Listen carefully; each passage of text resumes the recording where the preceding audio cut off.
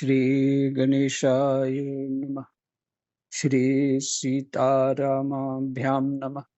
श्री हनुमते नमः। श्री उमापते नमः। श्री गुरुवे नमः। सब संतन की जय जय।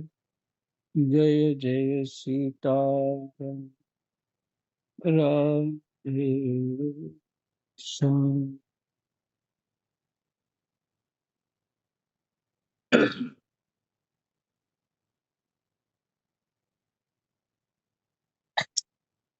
श्रीमद् भागवत महापुराण जी, इसके विषय सूची, विशेष सूची का पाठ हो रहा है। स्मृति के लिए भागवत जी विषयों को जो ऊपर हेडलाइन होती है उसको पढ़ करके जो पढ़ा और सुना वो स्मृति में आ जाए।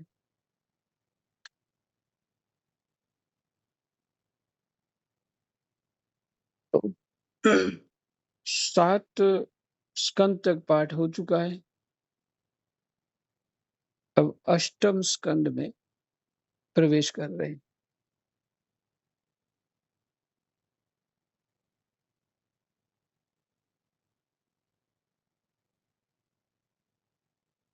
प्रथम अध्याय में मनवंतरों का वर्णन है। एक मनवंतर कितने चतुर्युगी का होता है, आप पीछे सुन चुके, बड़ा विस्तार है उसका।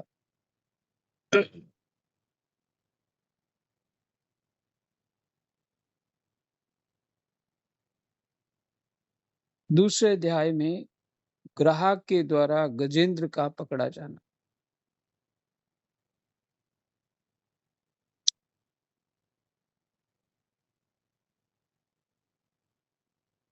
बिल्कुल जीव की जो स्थिति रहती है जन्म लेने के बाद,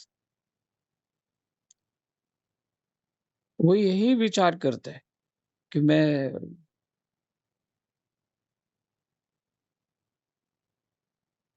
मैं तो बहुत बलवान भी हूँ और सब कुछ कर लूंगा, कोई समस्या नहीं है, मैं बूढ़ा भी नहीं होने वाला। युवावस्था में ऐसे ही लगता है।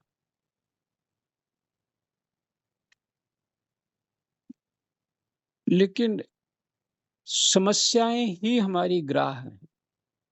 ग्राह मैंने वो मगरमच्छ, छिपकली की तरह, जो छिपकली तो इसका एग्जाम्पल हो गया, पर वो बहुत बड़ा होता है, वो आदमी को निकल जाता है। तो समस्या भी बहुत बड़ी थी उस गजेंद्र रूपी जीव की,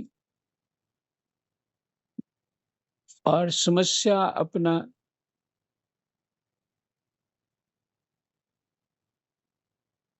बढ़ सकती है। माने माया में है ना, जो स्थिति माया की है वो तो बढ़ती रहती है। इसलिए ग्राह जो है जल में है, और गजेंद्र अपने सुखपूर्वक अपने पत्नियों के साथ, अपने बच्चों के साथ, अपने भाइयों के साथ, अपने रिश्ते नातों के साथ निर्भय होके, और बहुत बलिष्ठ था, वो बहुत बलिष्ठ था। और उस ग्रह ने, उस समस्या ने उसको, ग्रह जो गजेंद्र था, गया क्यों था वो? ये जल में घुसेंगे तो आनंद आएगा, है ना? जल में घुसेंगे तो आनंद आएगा, और नहाएंगे, मस्ती करेंगे, तो वो कर भी ऐसा ही रहा था। उस उस उस जगह का जो दृश्य है वो बहुत अभूतपूर्व वर्णन किया। मतलब बहुत विशेष प्रकार से उसका वर्णन है। किस तरह का वातावरण, तो इतना बलवान गजेंद्र जो है, उसको किस बात का भय? पर जो जितना होता है इस जगत में, उसकी समस्या भी उतनी ऊँची होती। हुँ। तो जीव भी ऐसे ही इस माया में प्रवेश करता है आनंद लेने के लिए। हाँ। और जिस तरह से गजेंद्र जो है, उस जल में घुस गया, जीव भी ये सोचता है,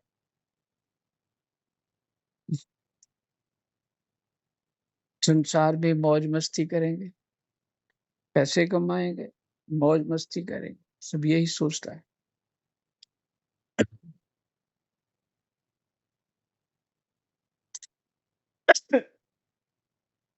लेकिन समस्याएँ तो उसको पकड़ लेती। हमारे संबंध ही हमारे लिए ग्राह बन जाते। ना उनको छोड़ते बनता है, ना पकड़ते बनता।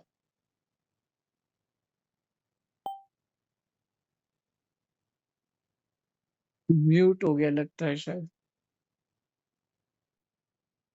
ना इन संबंधों को छोड़ पाते हैं, ना पकड़ पाते हैं और इन्हीं के क्लेशों में उलझे रहते हैं।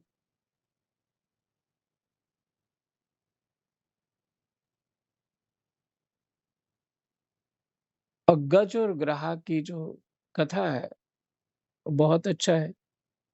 जैसा विवेक हो, उस कथा से जीव वैसा ही ज्ञान प्राप्त कर सकता है। हमारा विवेक कैसा है?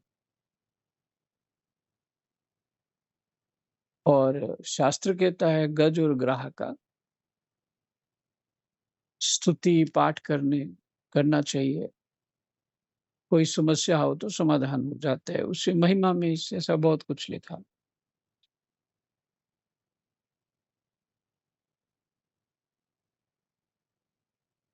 तो आए थे यहाँ पे हम नहाने के लिए, मौज-मस्ती करने के और फँस गए। भगवान ही छुड़ा सकते हैं।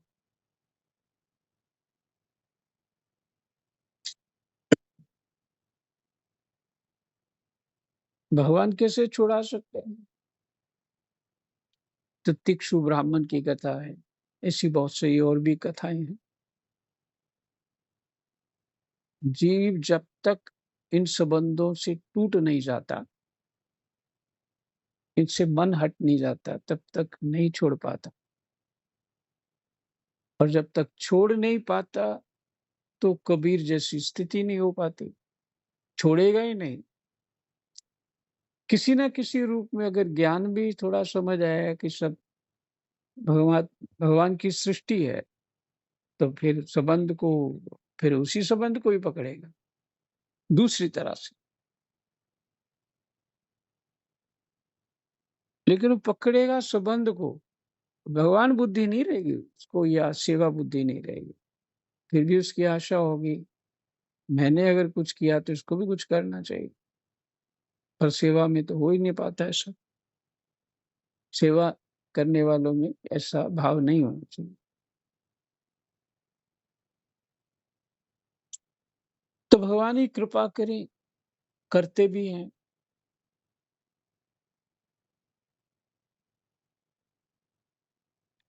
जिनके लिए करते हैं, वही अच्छा व्यवहार नहीं जब करें, तो ये कृपा है परमात्मा की। वही अच्छा व्यवहार ना करें, ये कृपा है। तितिक्षु ब्राह्मण उसका एक सरल सा उदाहरण है। तो दूसरे अध्याय में ग्राहक के द्वारा गजेंद्र का पकड़ा जाना।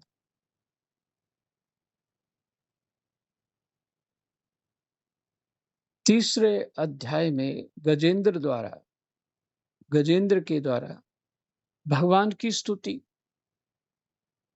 समस्याओं का समाधान जो है, आखिर भगवान ही है। भगवान की स्तुति होती है और उसका भगवान कृपा करते हैं, संकट से मुक्त करते हैं।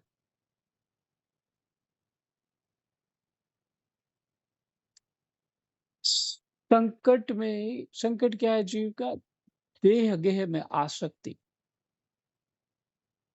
शरीर में, अपने में, घर में, और इन रुचियों में जो हमने फंसे हैं, इन रुचियों में उनको छोड़ना नहीं चाहते। वो सब कुछ लगते यही है, बाकी तो कुछ है ही नहीं। जिस लोक से पहले आए थे उसका कोई समझ नहीं है, पता नहीं है। लेकिन यहाँ खड़े हो गए तो इसी को सब कुछ अपना ही मानने लगे। तो भगवान ही कृपा करते हैं, वो कृपा यही है। हम अपने ज्ञान से नहीं छोड़ पाते, अपने बल से बाहर नहीं निकल पाते उस जल से, तो भगवान ही अपना सुदर्शन चक्र छोड़ देते। वो कोई ना कोई कारण से वो संबंधी अपने अच्छे नहीं लगते, उनसे मन हट जाता है, बुद्धि हट जाती है। हो गई कृपा। अब परमात्मा ही है तुम्हारे पास, उन्हीं का आश्रय रहता है। ये हो गई भगवान की स्तुति।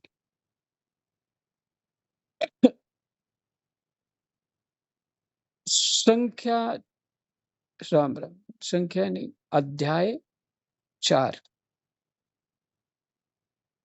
गज और ग्राहक का पूर्व चरित्र। पहले क्या संबंध था उनका, कौन कौन थे, ये वर्णन है, तथा उनका उद्धार, दोनों का उद्धार।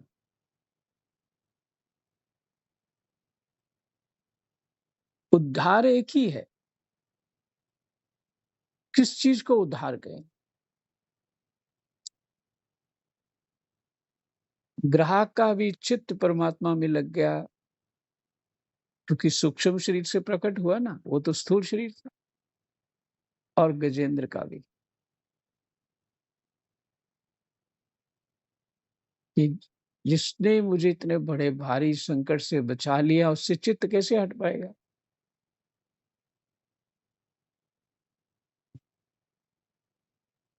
और यदि इसीलिए वो गोस्वामी जी कहते हैं, बने तो रघुवर से बने, बिगड़े तो बरपो, तुलसी और नते बने, वा बन वे पे दूर। उसका तात्पर्य यही है, मेरी बनाई तो भगवान ही बनाई, कहीं और बनाएगा तो चित्त कहीं और लग जाएगा। तो इसलिए बने ही ना, अगर बनाए और मुझे विश्वास हो जाए मेरी, तो भगवान नहीं बनाई, तो भगवान अच्छे लगने लग जाएंगे। ये जीव का स्वभाव है, उसकी परवशता है।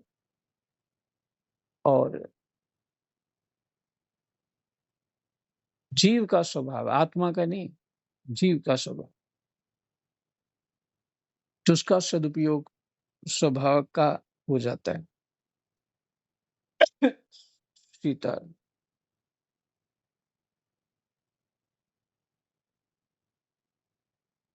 तो ये परमात्मा में चित्त लग जाना ही उद्धार है, और कोई उद्धार नहीं। तुमने समाधि लगा दी, ये कर दिया, वो कर दिया, बस मेरी मस्त रहता हूँ, नहीं। परमात्मा में चित्त लगे, समाधि तुम्हें कहाँ तक पहुंचा रही है, क्या दिखा रही है, वो बड़ी विचित्र बातें हैं।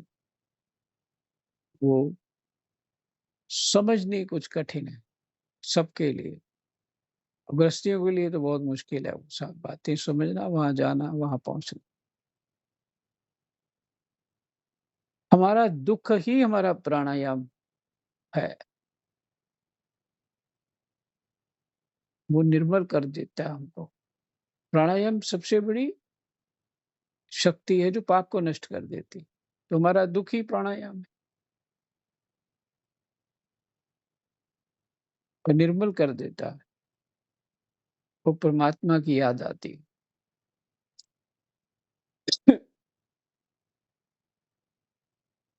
इसका अर्थ नहीं है कि प्राणायाम नहीं करना चाहिए, करना चाहिए।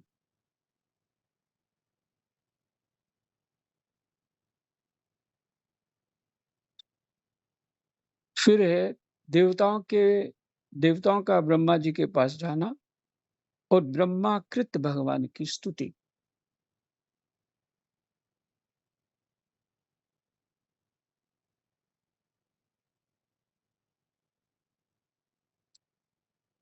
ब्रह्मा जी ने भगवान को जिन भावों से, जिस ज्ञान से, जिन शब्दों से स्तुति करी, वो उसको ठीक समझ करके, उस स्तुति को ठीक-ठीक समझेंगे, तो भगवान के स्वरूप का ज्ञान होगा कि भगवान हैं कैसे।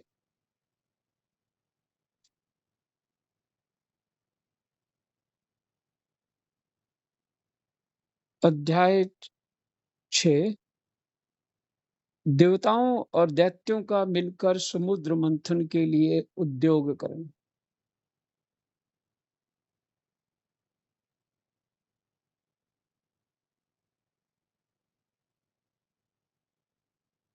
देवताओं और दैत्यों का मिलकर समुद्र मंथन के लिए उद्योग करना। आसुरी प्रवृत्तियां और दैवीय प्रवृत्तियां जो हैं, माने दोनों संपत्ति है ये अलग-अलग, संपत्ति का अभाव है, गुण है अलग-अलग, पर इनका ही आपस में जोर आजमाइश जो होती रहती है, वही मंथन हो चल रहा है। तो ये चल ही जा रहा है। उत्पन्न क्या होता है? आगे देखेंगे।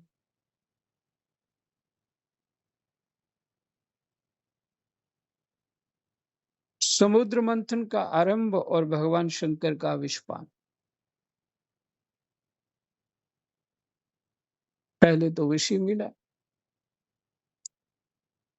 समुद्र से अमृत का प्रकट बना। वैसे भी कोई तप करते हैं तो विष विष जैसा ही लगता है, लेकिन तप का जब अभ्यास हो जाता है तो बहुत अच्छा लगता है, वही अमृत बन जाता है। और भगवान का मोहिनी अवतार ग्रहण करना। हुँ,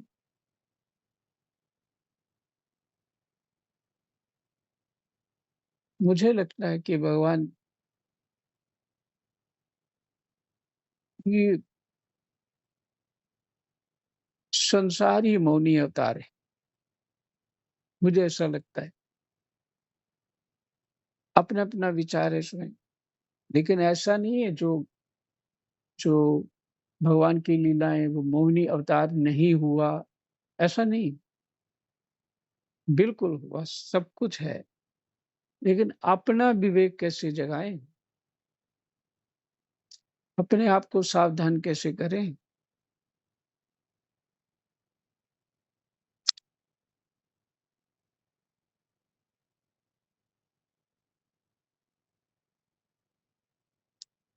तो मोहिनी अवतार जो है,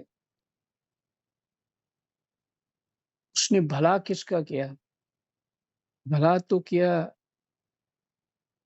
देवताओं का, माने दैवीय संपत्ति का, जिनके अच्छे गुण हैं, और अपनी माया जो दिखाई, उसमें उलझा दिया असुरों को। स्पष्ट हो गया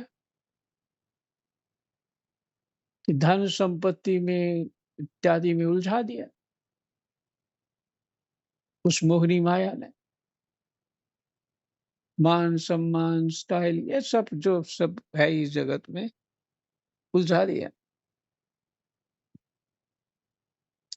क्योंकि भगवान देना ही नहीं चाहते, सार बात उनको देना ही नहीं चाहते, संसार ही वो चाहते हैं, असुर वो संसार ही दे देते।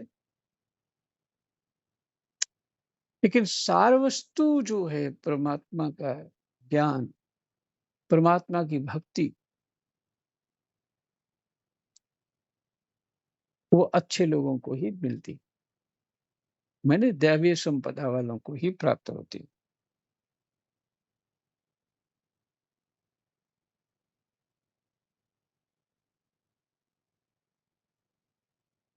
मोहिनी 9वां अध्याय मोहिनी रूप से भगवान के द्वारा अमृत बाँटा जाना।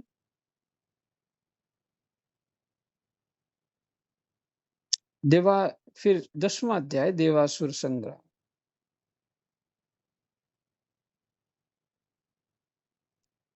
जो चाह रहे थे वो मिलने के बाद भी संग्राम हो रहा है।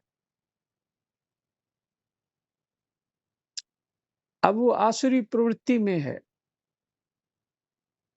वो कह रहा है मैं अमर होना चाहता हूँ, मुझे अमर करो।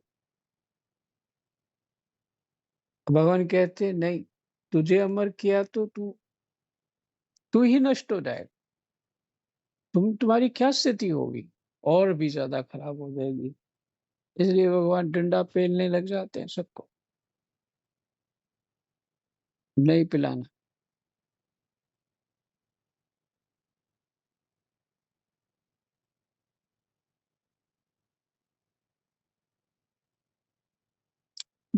देवासुर संग्राम। देवासुर संग्राम की समाप्ति 11वें अध्याय में। मोहिनी रूप को देखकर महादेव जी का मोहित होना। भगवान की माया प्रबल है। भगवान कहते हैं मम माया दुरत्या, कोई भी साधक जीत नहीं पाएगा। तो साधक की भूमिका भगवान शंकर ने करी।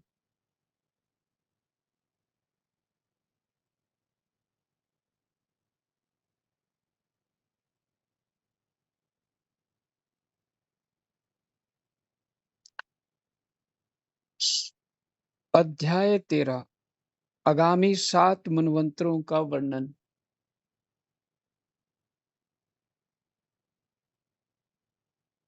जो आने वाले हैं।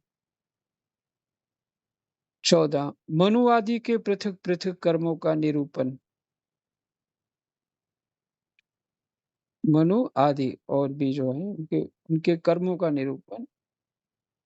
15वां राजा बलि की स्वर्ग पर विजय।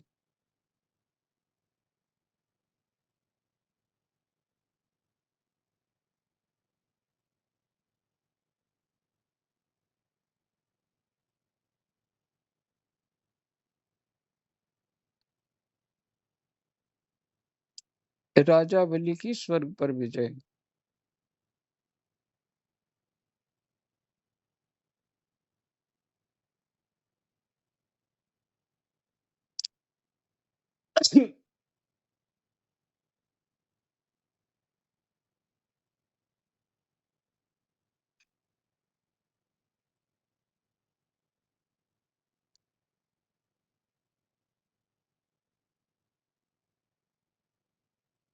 सोलवा कश्यप जी के द्वारा अदिति को पयोव्रत का उपदेश।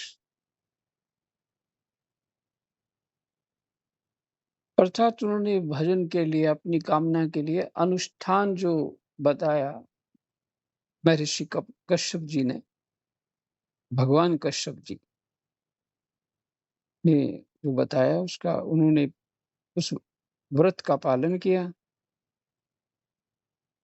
17वें में भगवान का प्रकट होना, प्रकट होकर अदिति को वर देना।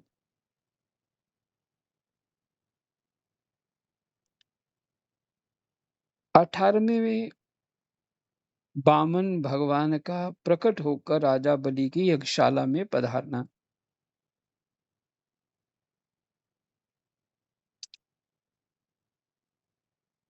19वां वामन वामन अवतार जो हुआ, माने अब वो वामन रूप में भगवान उनकी यज्ञशाला में पहुंचते हैं। 19वें अध्याय में भगवान वामन का बलि से 3 पग पृथ्वी मांगना, बलि का वचन देना और शुक्राचार्य जी का उन्हें रोकना।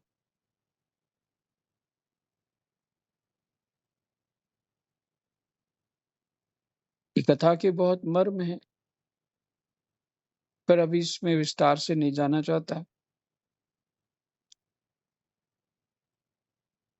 तो भगवान 3 पग पृथ्वी मांगना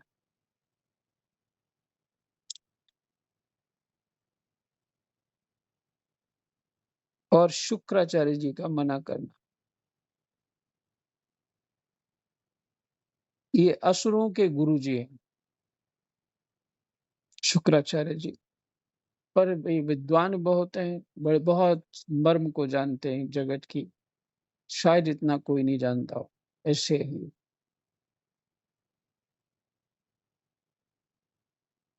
भगवान 20वां अध्याय, भगवान वामन जी का विराट रूप होकर 2 ही पग से पृथ्वी और स्वर्ग को नाप लेना।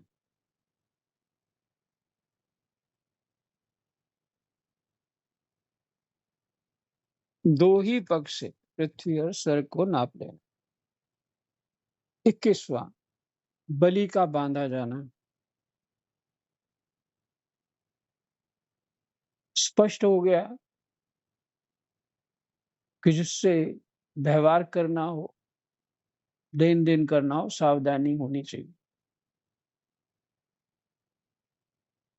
हुँ। सावधानी का अर्थ ये नहीं कंजूसी करनी। सावधानी का अर्थ ये है कि किससे व्यवहार कर रहे हैं, किसका संग कर रहे हैं, किससे लेन-देन कर रहे हैं, ब्लाइंड होके कुछ ना करो।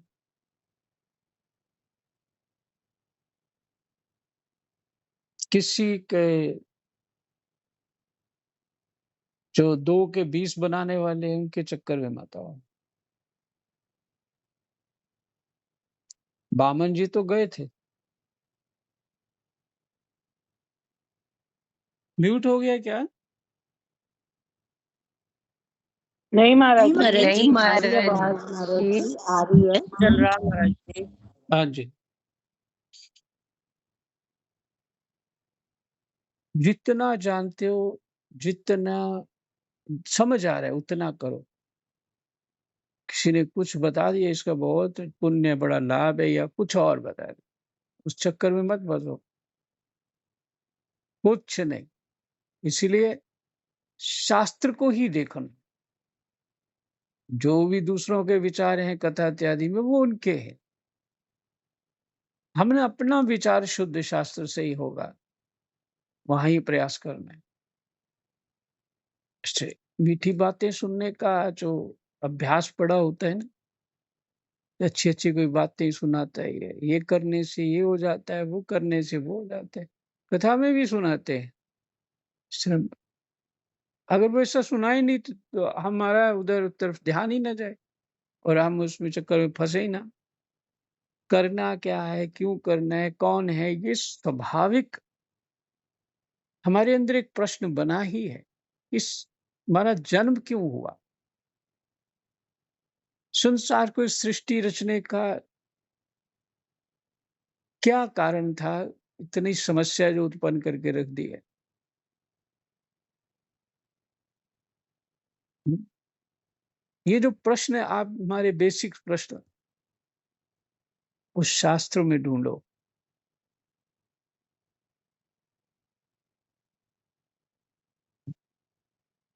और जिनके पास प्रश्न है वो तो भगवत कृपा से ही मिलेंगे। उत्तर हैं प्रश्नों के, वो तो भगवत कृपा से ही मिलेंगे। नहीं तो हर कोई डफली बजाएगा अपनी-अपनी। सुनते रहो सबकी। नहीं, शास्त्र अध्ययन करो। ऐसा जो हमारे विवेक को खोल दे। अ, हमारे स्वरूप को जना दे। तो शास्त्र ही है और कोई तो है नहीं। और फिर इतनी उत्तम बात जो पीछे सुनी, भागवत जी भगवान का वाङ्मय रूप है। तब रामायण जी भी ऐसी ही हैं। उन सब ने करुणा करके इस तरह से भगवान का चरित्र रचा। गीता जी हैं, ऐसे और ग्रंथ हैं, उनको देखिए समझ आएगा। मन लगा के करेंगे, उसमें अभ्यासरत हो जाएँगे तो ज़रूर समझ आएगा। और बहुत अच्छा समझ आएगा, बहुत अच्छा समझ आएगा।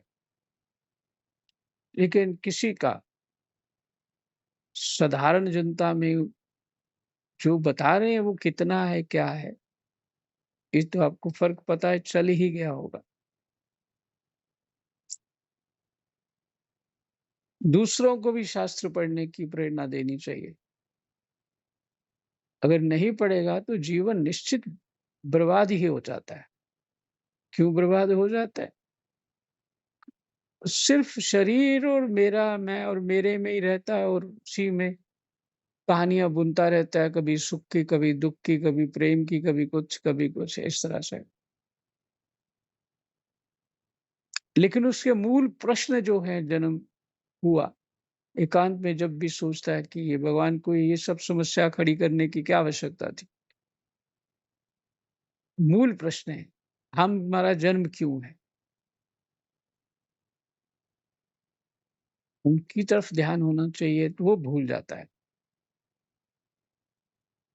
तो अपने मूल प्रश्नों की तरफ ध्यान देने से तो उसके उत्तर भी प्रश्न ठीक होंगे तो उत्तर भी ठीक मिलेंगे।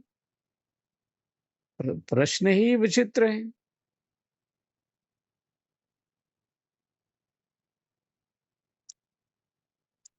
उत्तर कहाँ से मिलेंगे?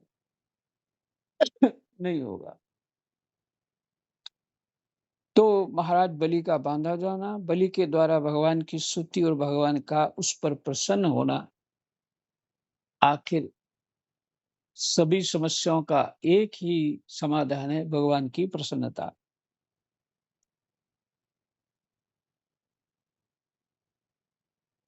बलि का बंधन से छूटकर सूतल लोक को जाना नीचे है, पृथ्वी से नीचे। और भगवान के मत्स्य अवतार की कथा, ये 8वें स्कंद के अंतिम में भगवान के मत्स्य अवतार की कथा है। और वो भी प्रसंग बहुत मार्मिक है। अहम बढ़ता ही जाता है, बढ़ता ही जाता है। तो ये रहा 8वें स्कंद की विषय सूची। यही विश्राम। कृष्णाय वासुदेवाय हरे परमात्मने प्रणतः क्लेशनाशाय गोविन्दाय नमः। जय जय श्री